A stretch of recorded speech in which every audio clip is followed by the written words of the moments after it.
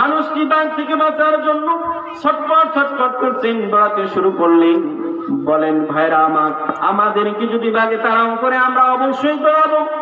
রাসূল সাল্লাল্লাহু আলাইহি সাল্লাম এই উম্মাত আল্লাহ রাব্বুল আলামিন তার এই বান্দাকে স্বপ্নে দেখালেন। যখন এই মানুষটি বাঘে তাড়াও শুরু করলেন, মানুষটি দৌড়াতে শুরু করলেন।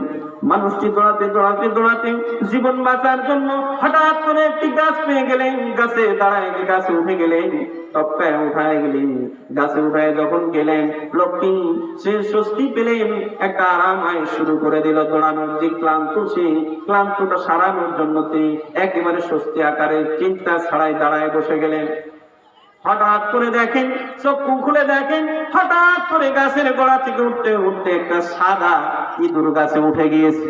যে ডালে বসে আছে ওই ডাল থেকে গাছের ডালের গোড়াতে সাদা ইঁদুর যেন কুটকুট কুটকুট করে কাঁপতে শুরু করে দিল। মানুষটি ভীষণ চিন্তিত হয়ে গেল। বাপরে বাপরে বাপ, আমি যে বাঘ থেকে বাঁচার জন্য গাছে উঠলাম, এখন তো দেখি ইঁদুরে গাছটি কেটে ফেলছে, ডাল কেটে ফেলে দিচ্ছি। গাছ কেটে ডালটি কেটে ফেলে দিলে আমি তো নিচের দিকে পড়ে যাব। কিছুক্ষণ পর দেখে সাদা ইঁদুরটি তার আর নাই। কিছুক্ষণ পর দেখে একটা কালো ইঁদুর তার গাছের গোড়া দিয়ে উঠে বয়ে বয়ে যে গাছে ডালে চড়েছিল, ওই ডালের গোড়াতে যেন কালো ইঁদুরে কুটকুট কুটকুট করে কাটতে শুরু করে দিল। মানুষটি ভীষণ চিন্তিত হয়ে গেল, আমি তো বাঘের কাছে ধরাও খেয়ে যাব। তিনি চিন্তা করলেন, নিচের দিকে তাকায় বাঘ আছে কিনা। নিচের দিকে তাকায় দেখলেন বাঘ আর নেই। নিচের দিকে তাকায় দেখেন একটা বড় সাপ তার দিকে হা করে তাকায় আছে।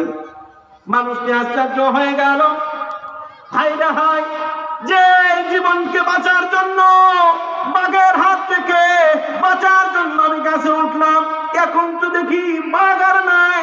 বড় ভয়ঙ্কর বিপদ আমার নিচে আছে। ওপরে আবার ইঁদুরে গাছ কাটতেছে। হঠাৎ করে লোকটির ঘুমটা যেন ভেঙে গেল, স্বপ্ন নষ্ট হয়ে গেল। সকালবেলায় উঠলেন, আলেমদের কাছে গেলেন।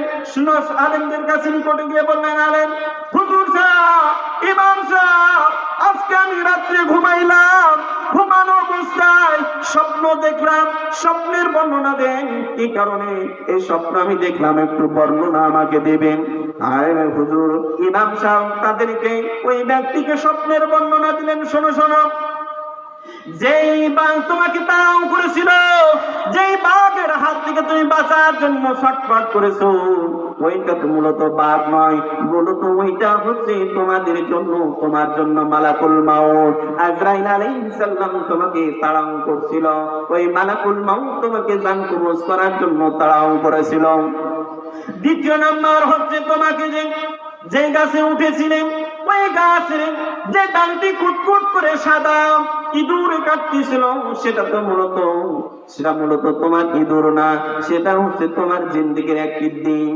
রাত অন্ধকারে কালো বিড়াল, কালো ইঁদুর যে তোমার যে ডালটি কুটকুট করে কাটছিল, সেটা মূলত কালো ইঁদুর না, সেটা হচ্ছে তোমার জিন্দেগি থেকে একটা রাত। এইভাবে ইঁদুর গুলো তোমাকে ডালটি কুটকুট করে কাটতেছিল। তোমার জীবন থেকে প্রতিটা দিন একটা করে দিন অতিবাহিত হচ্ছে, প্রতিটা রাত একটা করে অতিবাহিত হচ্ছে, তোমার সময় শেষ হয়ে যাচ্ছে। 3 নম্বরে যে তুমি নিচের দিকে তাকালে, তোমাকে যে সাপ তোমার দিকে হা করে তাকায়ছিল, গাছ থেকে পড়লে তোমাকে টুকুস করে খেয়ে ফেলবে, সেটা তো মূলত সাপ না, সেটা হচ্ছে তোমার মৃত্যুর পরে জায়গা, যে কবরে যেতে হবে।